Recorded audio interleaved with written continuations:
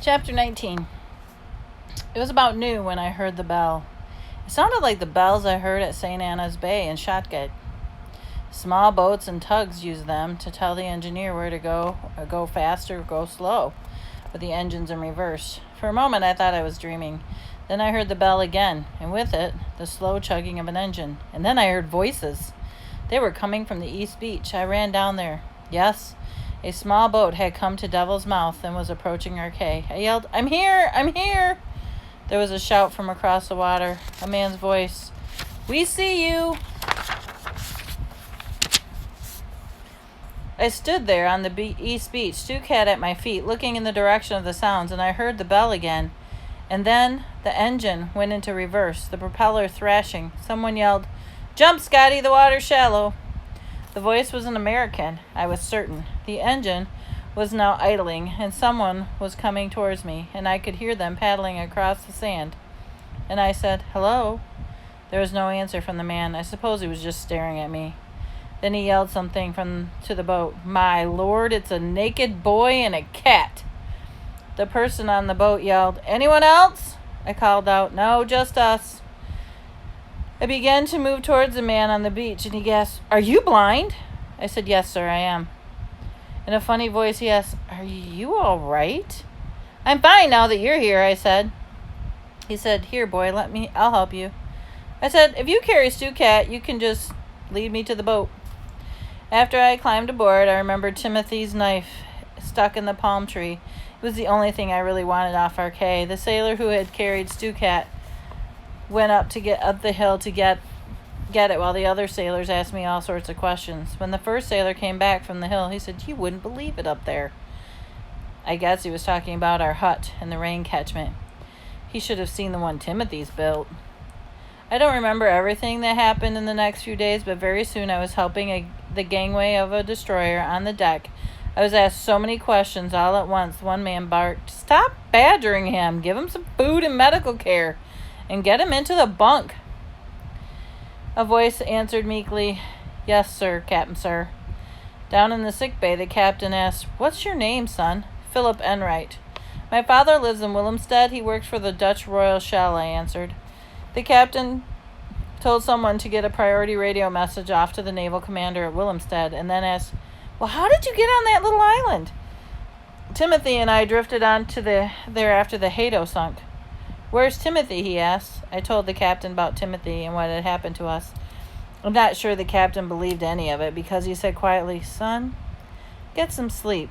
The Hato sunk way back in April." I said, "Yes, sir, that's right." And when the doctor came to check me over that night, after the ship had been in communication with Willemstad, the captain visited me again to tell me the destroyer had been hunting a German submarine when the plane splatted my black smoke and radioed back to the ship. There was still disbelief in his voice when he said he checked all the charts and the publications on the bridge. Our quay was so small that the charts wouldn't even dignify it with a name. But Timothy had been right. It was tucked up inside Devil's Mouth. The next morning, we docked at the naval base in Cristobal, Panama, and I was rushed to the hospital.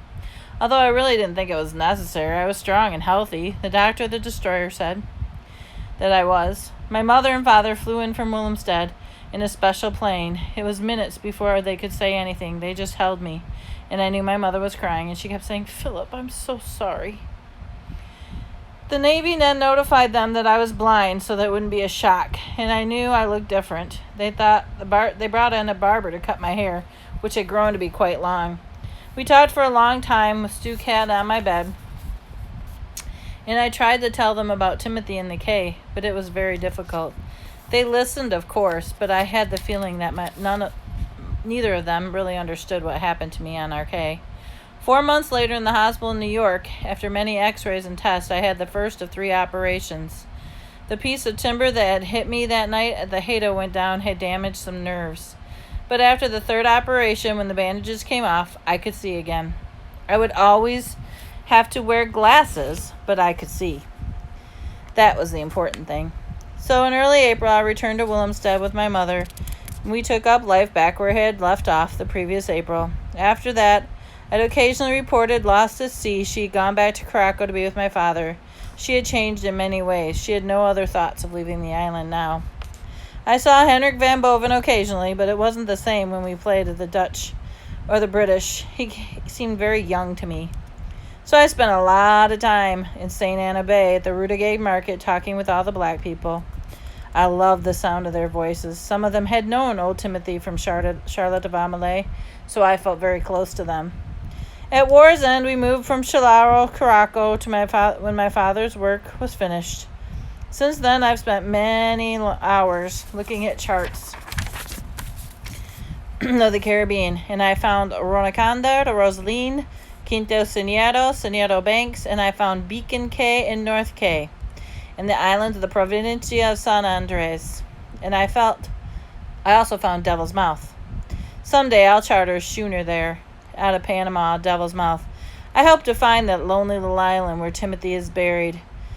Maybe I won't know it by sight, but when I go ashore and close my eyes, I'll know this was our Cay.